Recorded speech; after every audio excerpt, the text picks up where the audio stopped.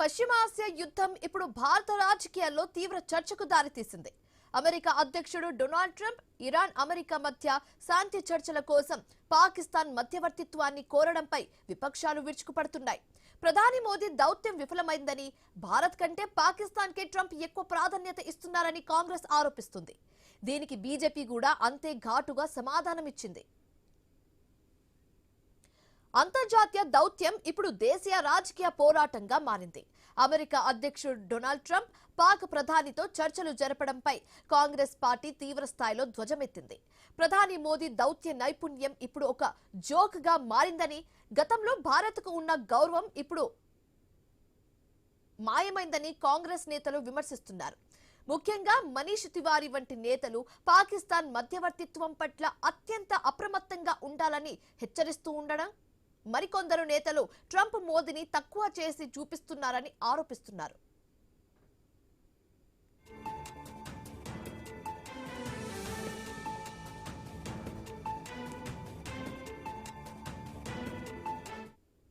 ఈ విమర్శలపై బీజేపీ నేతలు నిప్పులు చెరిగారు. దేశం ఒక అంతర్జాతీయ సంక్షోభం ఎదుర్కొంటున్న తరుణంలో ప్రతిపక్షాలు ఐక్యంగా ఉండాల్సింది పోయి ఇలాంటి చౌకబారు రాజకీయాలు చేయడం మంచిది కాదని మండిపడ్డారు. ప్రధాని మోదీ సమర్థవంతమైన నాయకత్వంలో భారత్ గతంలో ఎన్నో క్లిష్ట పరిస్థితులను అధిగమించిందని, ఇప్పుడు కూడా దేశ ప్రజలకు ఎటువంటి ఇబ్బంది కలగకుండా ప్రభుత్వం అన్ని జాగ్రత్తలు తీసుకుంటోందని స్పష్టం చేశారు. రాహుల్ గాంధీ, మల్లికార్జున ఖర్గే వంటి నేతలు కేవలం రాజకీయ లబ్ధి కోసమే ఇలాంటి బాధ్యతారహితమైన ప్రకటనలు చేస్తున్నారని బీజేపీ నేతలు గట్టిగా కౌంటర్ ఇచ్చారు.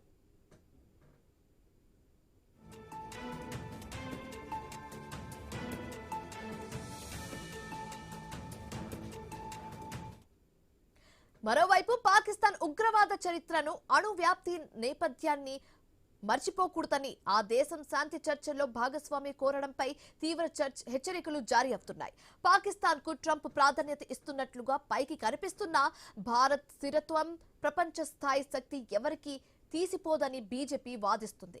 చర్చల పేరుతో పాక్ చేస్తున్న డ్రామాలను నమ్మకూడదని రక్షణ నిపుణులు కూడా అభిప్రాయపడుతున్నారు. మొత్తానికి పశ్చిమాసియా యుద్ధం చిచ్చు ఇప్పుడు ఢిల్లీ వీధులు, అధికార ప్రతిపక్షాల మధ్య మాటల యుద్ధానికి దారితీసింది. అయితే ప్రపంచం మొత్తం యుద్ధం వైపు చూస్తుంటే దేశాధినేతలు మాత్రం ఒకరిపై ఒకరు విమర్శలు చేసుకోవడంలో నిమగ్నమైపోయారు.